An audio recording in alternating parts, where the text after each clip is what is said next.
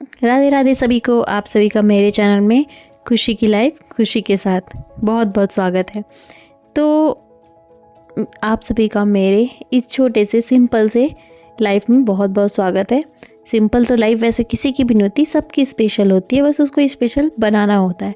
अब वो हमारे ऊपर डिपेंड करता है कि हम उसे कैसे स्पेशल बनाते हैं। हमें जो अच्छा लगता है हमें वो करना चाहिए, ये नहीं कि दूसरे को जो अच्छा लगता है, हाँ फैमिली मेम्बर्स के हिसाब से करना चाहिए, पर थोड़ा समय अपने लिए निकालिए, जो आपको अच्छा लगता है वो कीजिए, फिर देखिए लाइफ कितनी स्पेशल हो जाती है ना।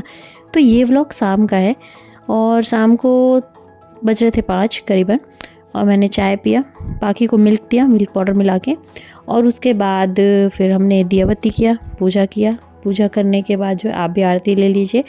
मैंने पूजा वूजा किया, उसके बाद फिर मैं बैठ गई पाठ करने के लिए अपना। मैंने त्रिसंध्या का पाठ किया, भागवत का एक अध्याय पढ़ा, नाम जप किया। नाम जप करना बहुत ज़रूरी है, आप सब भी नाम जप किया कीजिए।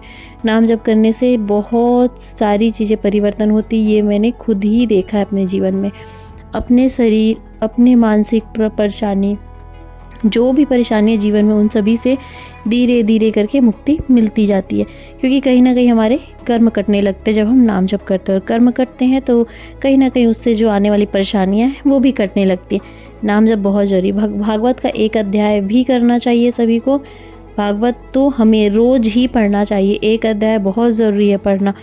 भागवत पढ़ने से घर का माहौल बहुत शुद्ध होता है। बिल्कुल, भागवत जो हम सुनने जाते हैं वो हमें आधा अधूरा ही बताते, पर भागवत महापुराण पढ़ने से हमें जो एक एक चीज़ पता चलती है कि आखिर क्या चीज़ कैसे है और क्या सच्चाई क्या है, क्योंकि जो बताते कथाकार सब अपने अपने हिसाब से बताते हैं। मुझे पढ़ना बहुत पसंद है, बुक्स पढ़ना बहुत पसंद है, तो मैं भागवत पढ़ना ज़्यादा पसंद करती हूँ, और पढ़ना तो चाहिए ही चाहिए। फिर उसके बाद पाकी ने बोला कि चलो घूमने चलते हैं मम्मी, थोड़ा सा टहलने चलो। बजा था 7, साढ़े 6, 7 बज रहे थे करीबन, अंधेरा हो जाता है। मैंने बोला चलो मंदिर चलते हैं। मंदिर गए, राम जी के मंदिर, उनको राम राम बोला और थोड़ा सा हम टहलने निकले। पाकी ने बोला कि पापा का ऑफिस यहीं है, तो चलो मैं दिखाती हूँ पापा कहाँ बैठते। मैं फिर हमने वहीं पे, मतलब थोड़े पास में ही है उनका ऑफिस, तो हम चले गए। फिर वो बोले कि चलो गुपचुप खाने चलोगी, तो मैंने बोला चलो, कौन मना करेगा गुपचुप के लिए। तो हम चले गए गुपचुप खाने। मैंने चाट खाया और डोसा खाया, गुपचुप भी खाया, और मैंने बहुत ज़्यादा ही खा लिया था। इन लोगों ने थोड़ा थोड़ा, उन्होंने बड़ा पाव खाया, पाखी ने कुछ फ्रेंच फ्राइज़ खाए, और मैंने सबसे ज़्यादा खाया था। ओवरलोड हो गया था मेरा, क्योंकि बहुत कम जाती हूँ बाहर का, बहुत कम खाती हूँ, अवॉइड करती हूँ जितना हो सके। तो बाई चांस जाती हूँ तो हल्का फुल्का एकदम लाइट, कोई ज़्यादा ऑयली नहीं खाती हूँ। डोसा, चाट, गुपचुप ज़्यादातर मतलब होता है कि मेरा गुपचुप ही खाना होता है। मैंने गुपचुप खाया और फिर उसके बाद हम घर आ गए। मुझे तो खाना खाना नहीं था, इन्होंने बोला कि मैं थोड़ा सा ही खाऊंगा, तो सवेरे का जो है सांभर बचा हुआ था, तो मैंने उनके लिए थोड़ा सा चावल बना दिया। और पाखी ने भी बोला कि मैं नहीं, पाखी बोली कि मैं नहीं खाऊंगी मम्मी, तो उनके लिए बस खाना बनाई थी मैं, और कुछ भी काम नहीं था। तो घर आए, पाखी मेरे हाथ में ड्राइंग बना रही है। उसके बाद मैंने थोड़े बर्तन वर्तन थे उसे क्लीन किया। उसके बाद हम सोने के चले गए, क्योंकि पाखी का एग्ज़ाम चल रहा है तो उसे मॉर्निंग में जल्दी उठना होता है। तो हम, ये है रात का रूटीन। हमें थैंक यू बोल के सोना चाहिए भगवान जी को।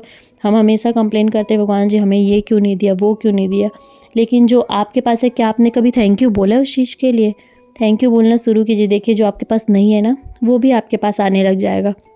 क्योंकि जब तक हम, जो चीज़ हमारे पास है, हम उसकी इज्जत नहीं करेंगे ना, तो भगवान जी देंगे भी नहीं कुछ और। क्योंकि भैया तेरे पास जो है वो तो पहले उसकी तो इज्जत कर ले, रोता रहता है कि कुछ है ही नहीं, कुछ है ही नहीं।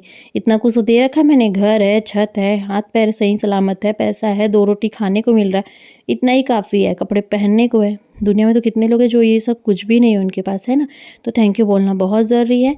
कैसा लगा vlog? Like, share, subscribe. Thank you. Radhe Radhe.